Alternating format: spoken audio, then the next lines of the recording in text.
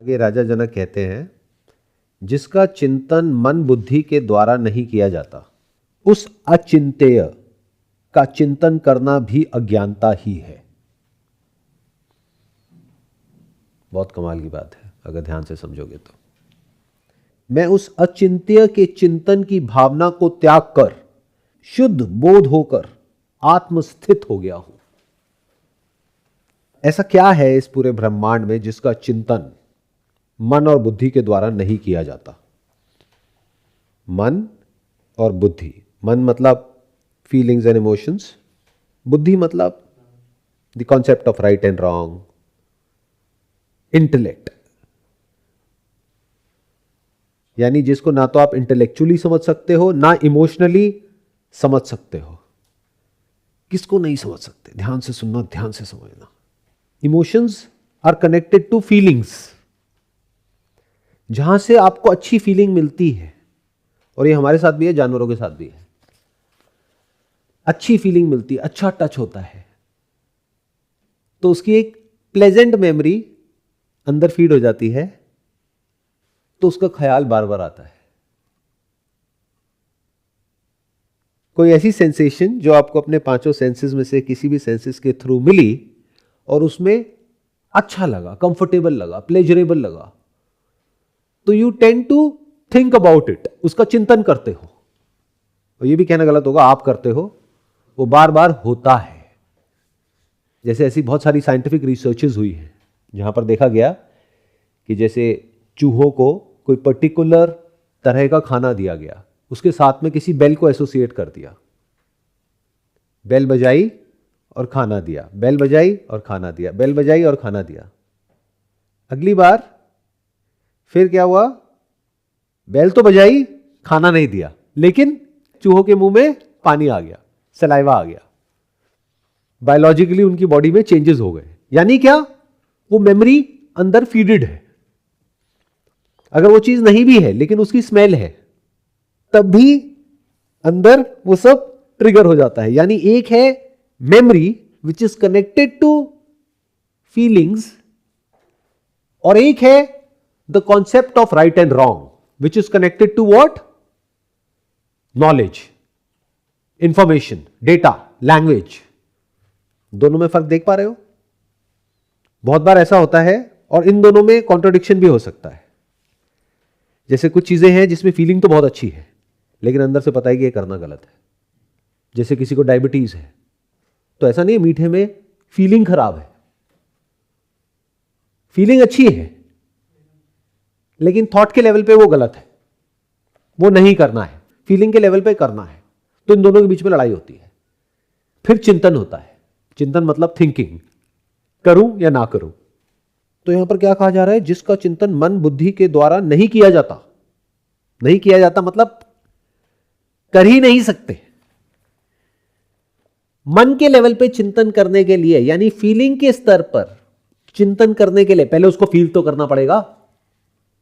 जैसे किसी स्मेल का चिंतन करने के लिए पहले वो स्मेल आनी तो चाहिए। किसी ऐसी स्मेल का चिंतन करके दिखाओ जो स्मेल कभी आई नहीं, जो मेमोरी में फीडेड ही नहीं है, यानी कि उसका कभी कोई एक्सपीरियंस हुआ ही नहीं। ये बहुत गहरी बात है, ध्यान से सुनना, ध्यान से समझना। किसी चीज का टच आपको अच्छा लगता है, किसी का नहीं लगता है, उसके अकॉर्डिंग मेमोरी क्रिएट होती है कि टच अच्छा है, ये टच अच्छा नहीं है। और जिसका टच अच्छा लगता है, you want to repeat that experience again and again. और जिसका टच अच्छा नहीं है, उससे दूर जाना चाहते हो। जिसका टच अच्छा है, you want to repeat that experience again and again. उसकी मेमोरी अंदर पड़ी है तभी तो रिपीट कर रहे हो। और जो अच्छा नहीं है, उससे दूर जाना चाहते हो।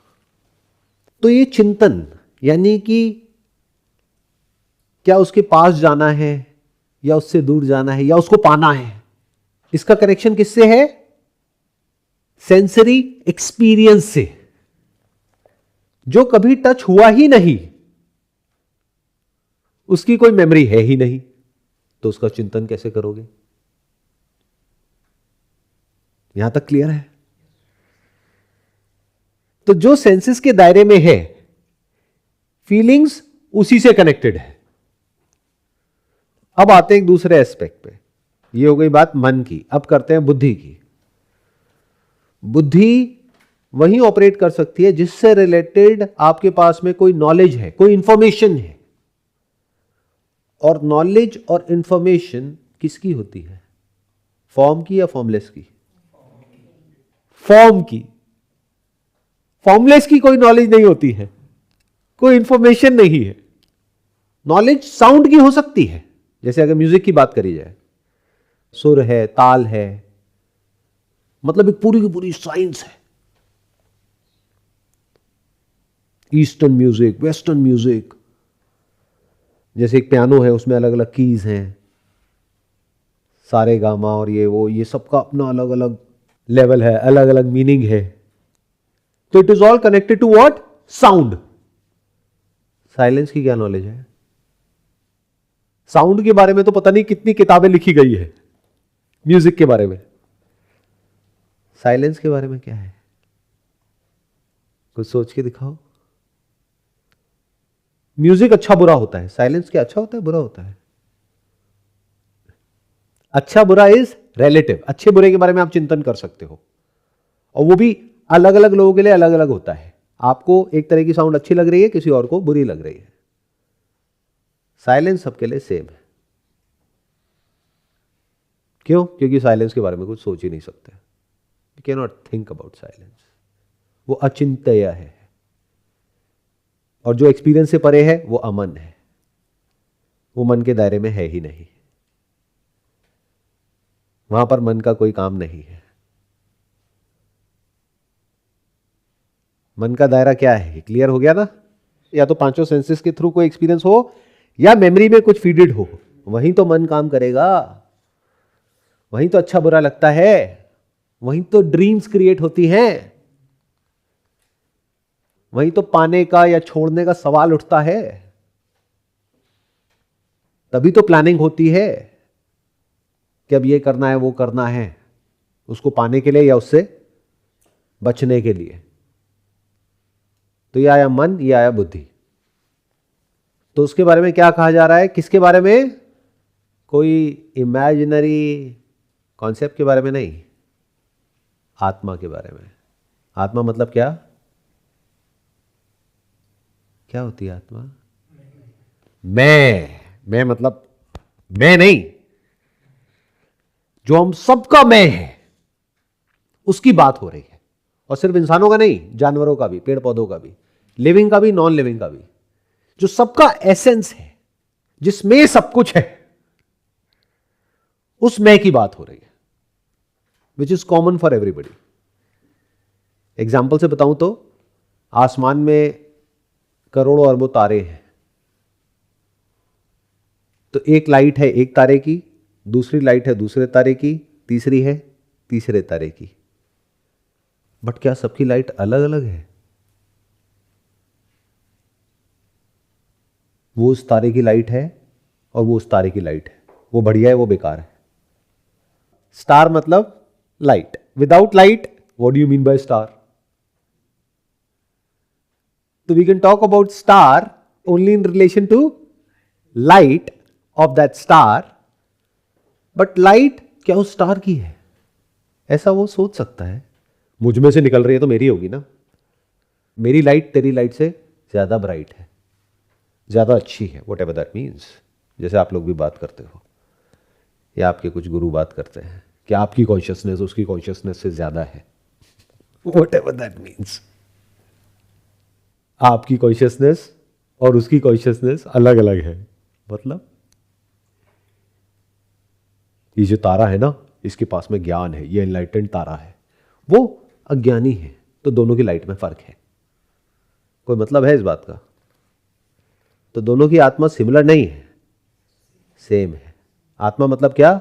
The essence of their being which is that light. उनको लग सकता है अलग अलग है अगर एक दूसरे को कंपेयर करेंगे बैठ करके तो, बट लाइट इज लाइट। ऐसे ही आत्मा इज आत्मा, मतलब कॉन्शियसनेस इज कॉन्शियसनेस। उसमें कुछ कम ज्यादा नहीं होता है, बढ़ता घटता नहीं है।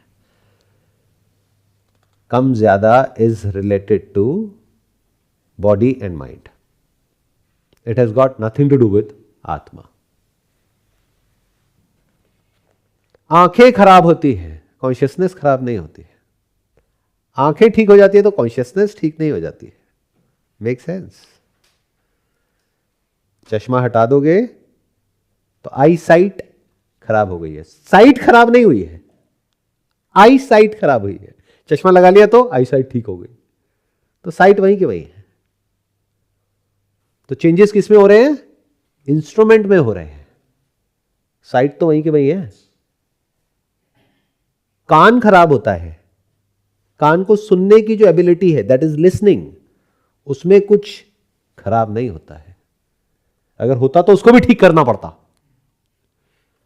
कोई डॉक्टर कॉन्शियसनेस को ठीक नहीं करता है, किसको ठीक करता है? आंखों को, कान को, नाक को, इसके डॉक्टर होते हैं। कॉन्शियसनेस का कोई डॉक्टर नहीं होता है, बिकॉज उसकी कोई फॉर्म है ही नहीं। तो फॉर्मलेस के ऊपर ना तो कोई नॉलेज है, ना उस नॉलेज का कोई एक्सपर्ट है, ना कोई डॉक्टर है। तो क्या कहा जा रहा है? जिसका चिंतन मन बुद्धि के द्वारा नहीं किया जाता,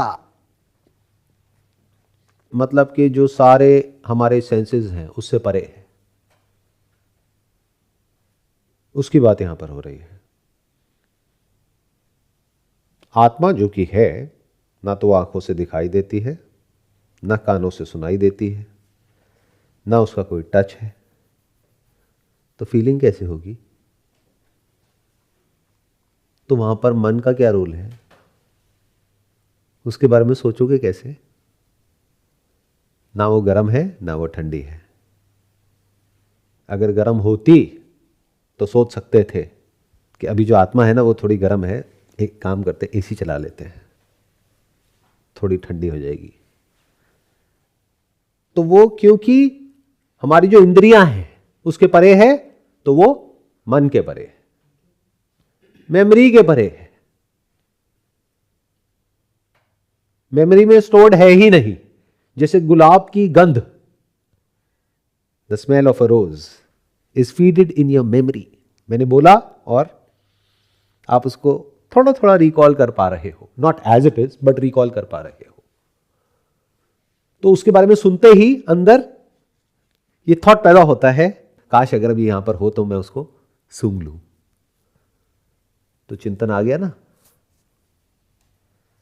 और बुद्धि के द्वारा कैसे चिंतन होता है?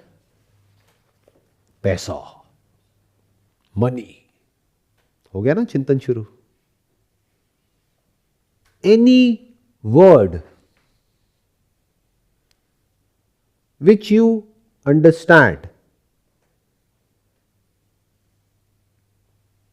Leeds to thinking, activates the mind. अगर कोई ऐसी भाषा में मैं कोई ऐसा वर्ड बोल दूं जिसका आपको मतलब ही नहीं पता, चिंतन कहां है? तो चिंतन की शुरुआत कहां से होती है? कोई ऐसा शब्द, कोई ऐसा वर्ड आपने सुना जो आपको समझ आया, वहां पर क्या एक्टिवेट हो गई है? बुद्धि और मन। तो बुद्धि को चिंतन करने के लिए क्या चाहिए?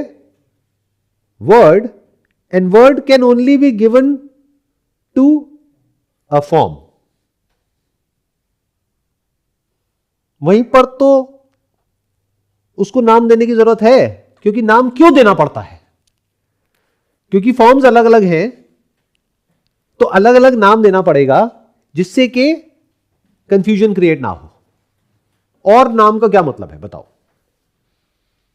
या फिर उसकी कोई यूटिलिटी है जिसके लिए उसको नाम देना पड़ रहा है, जिससे कि आप बता सको कि आग है, इससे दूर रहना। दो फॉर्म्स अलग अलग है, इसलिए नाम देना पड़ रहा है ना। अगर हर ऑब्जेक्ट की फॉर्म एक जैसी होती, बिल्कुल एग्जैक्ट सेम, तो नाम देने का मतलब ही क्या है? हाँ, फिर भी नाम देना पड़ता, लिख करके लगाना पड़ता अलग अलग करने के लिए। तो जहां पर दो है, कोई डिवीजन है, वहां पर नाम देना पड़ता है, और जहां पर नाम है वहां पर थॉट है। क्योंकि नाम देने का मतलब यही है कि कुछ फर्क है। बट जो फॉर्मलेस है उसका क्या नाम है? उसको नाम देने की जरूरत क्या है? क्योंकि फॉर्मलेस दो नहीं है. Can there be two formless? Formless by its very definition means infinite. Can there be two infinite? सारे फाइनाइट किस में? इंफिनिट में. और अगर कहीं कोई इंफिनिट भी है तो वो भी किस में? इंफिनिट में. तो उसका यानी किसका? आत्मा का. अब उसको चाहे आप आत्मा कहो चाहे परमात्मा कहो, ये सब तब तक ही है जब तक वो आपके एक्सपीरियंस में नहीं है, या फिर गहराई से अभी समझ नहीं आया है. जब समझ आ गया तो उसका कोई नाम नहीं है.